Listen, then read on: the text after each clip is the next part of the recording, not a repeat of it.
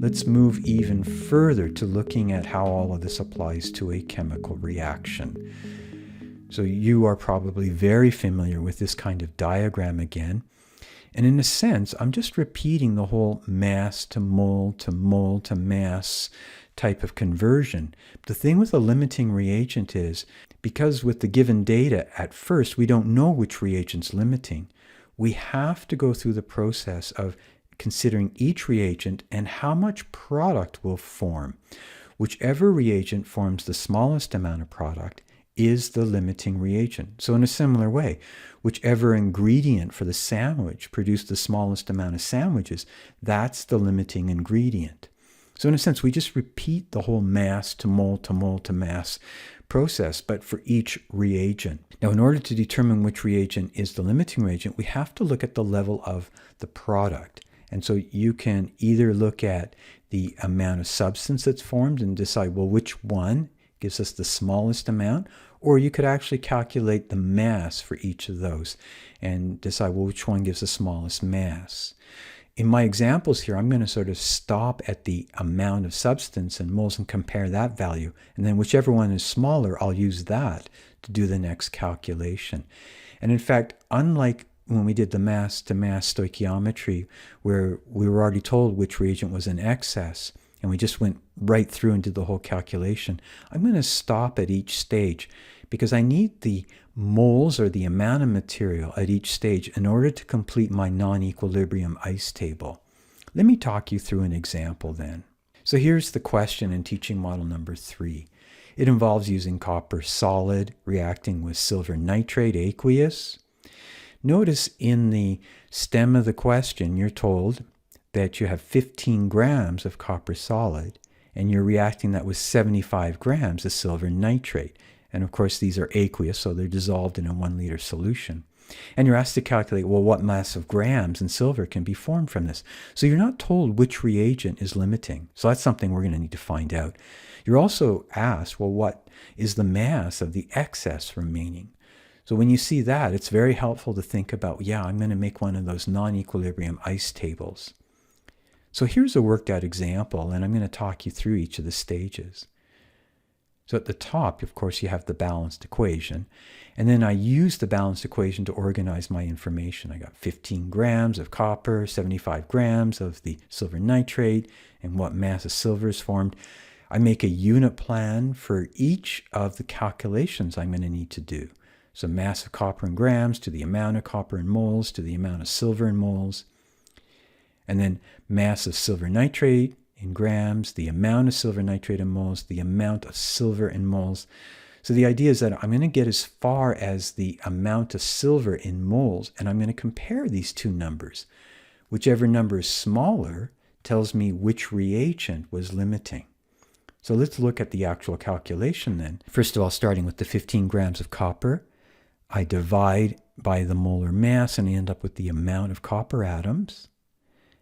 And then I multiply by the ratio in the balanced equation. So it's 2 moles of silver atoms for 1 mole of copper atoms. Now I know the amount of silver atoms that could form if all of that copper were to react. I now take a look at the silver nitrate, 75 grams. I divide by the molar mass. I have the moles or the amount of silver nitrate units. I then use the stoichiometry in the balanced chemical equation, 1 mole of silver atoms per 1 mole of silver nitrate units, and I come up with 0.441 moles of silver atoms. It's at this stage I can decide which reagent's limiting. It's the silver nitrate that gives the smallest amount of silver product. Note that even though the silver nitrate is present in the largest mass, it is the limiting reagent. So once I've done this process, in terms of going further in finding out the mass of silver, I don't really need this information anymore. It'll be helpful in completing the non-equilibrium ice table, but what I really need to know about is this. And so now I finish the calculation with this smaller amount. So 0.44151 moles of silver atoms times the molar mass of the silver. And so this is the amount of product that ultimately can form. So it's a little bit more work but it's essentially the same process that we've seen before. Now, what would an ice table look like? And in completing the ice table, you're going to need the initial amount of each of these reagents. So that's why I stopped the calculation at that stage. So let's take a look. So notice I wrote down the initial amounts. These are not masses in grams. These are amount in moles. So note, the ice table has the units of moles. So that's why I highlight here. They're all in units of moles. So you can't do this calculation with masses because, of course, it's the moles that are proportional to the amounts reflected in the balanced chemical equation. Note I start off with in the initial level of saying 0 and 0 product, which makes sense. And we know the silver nitrate's limiting, so all of it gets used up. And based on the balanced chemical equation, I know it's 2 moles of silver nitrate will react to form 2 moles of silver solid. So it's not surprising that it's minus 0.442 producing plus 0.442. In order to figure out how much copper was consumed, the change level has to match the ratios in the balanced chemical equation. So I take that 0.442 and I divide by 2 to see how much copper solid would have been consumed. And of course it's 0.221. Therefore I can easily determine how much reactant is remaining. 0.015 moles of the copper solid. So the question's asking, well, what mass is remaining? So I do an extra calculation just using the molar mass of the copper to find out what mass of the copper is remaining. Note this non-equilibrium ice table would also allow us to calculate how much copper to nitrate would form. So it's a great way to organize all the information.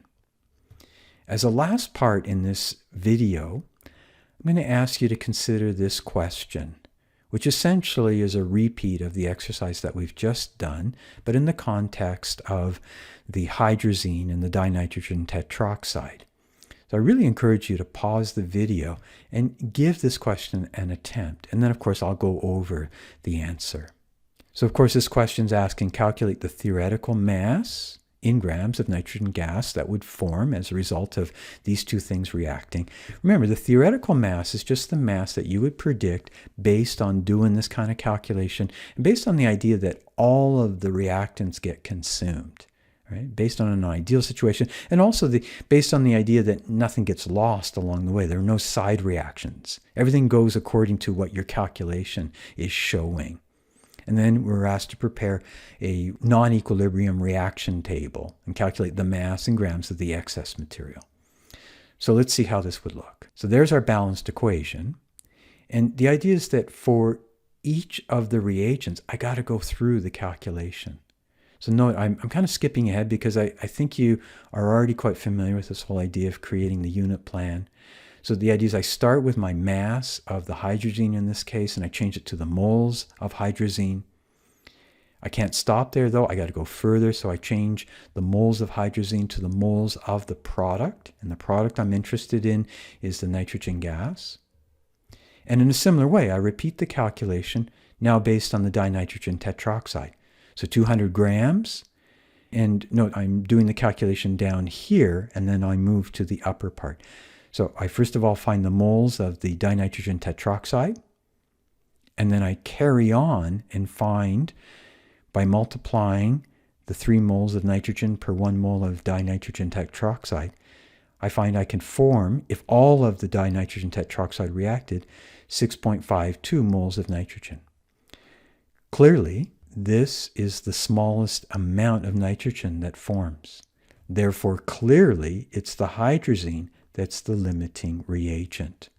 Therefore, the next stage of the calculation is to use that smaller amount and multiply by the molar mass of my nitrogen.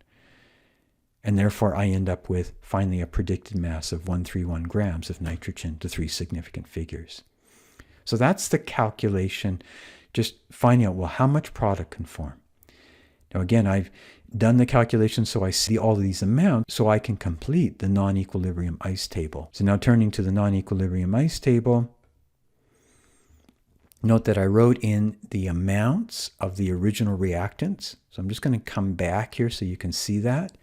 So here is one amount that goes into the table, and here is another amount. So those are the original amounts. Initially, there are no products that are formed. We decided that the hydrogen is limiting, so therefore that's subtracted out, and there's nothing of the hydrazine remaining. Now, in order to determine how much dinitrogen tetroxide gets consumed, note that the ratio is 2 to 1. Therefore, I need to divide the 3.12 by 2. I need to half it. So therefore, half as much dinitrogen tetroxide will get consumed, minus 1.56. That tells us, therefore, how much of the dinitrogen tetroxide is remaining, 0.61 moles.